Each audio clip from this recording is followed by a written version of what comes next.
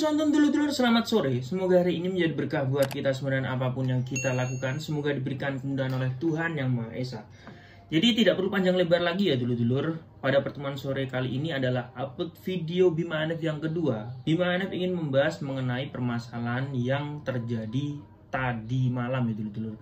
Di sini dikembangkan lagi oleh pihak kepolisian mengenai kronologi kejadian yang asli ya kan. Bagaimana kejadian itu bisa terjadi hingga menewaskan salah satu anggota persaudaraan Setia Hati Ternate dulur-dulur. Jadi saksi kunci yang masih selamat itu dulur-dulur, dia baru mengaku ya bahwasanya kejadian tersebut bukanlah murni pengeroyokan dari oknum perguruan silat, tetapi murni merupakan kecelakaan lalu lintas dulur-dulur. Karena itu di video sebelumnya Bima Hanif tidak menyebutkan merek yang dikhawatirkan seperti ini dulur-dulur. Entah untuk meredam massa atau untuk tujuan lain. Yang jelas hal seperti ini bisa memicu konflik lebih besar lagi dulu-dulu. Sang saksi kunci ini bisa saja dijatuhi hukuman karena memberikan keterangan palsu yang bisa saja menyebabkan pergerakan massa dan menyebabkan korban yang lain berjatuhan. Jadi menurut saya satu-satunya kunci untuk menentukan seperti apa kronologi aslinya itu ya dari kamera CCTV dulu-dulu. Tapi terlepas dari itu semua, kita semua berbela-sungkawa ya, turut berbela-sungkawa terhadap korban atau saudara kita yang menjadi salah satu korban di sini.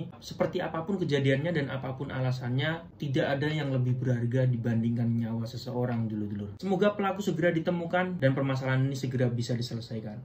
Oke dulu-duluku, terima kasih sudah menonton video terbaru dari Bima Hanif dan sampai jumpa di video Bima Hanif yang selanjutnya. Salam persaudaraan.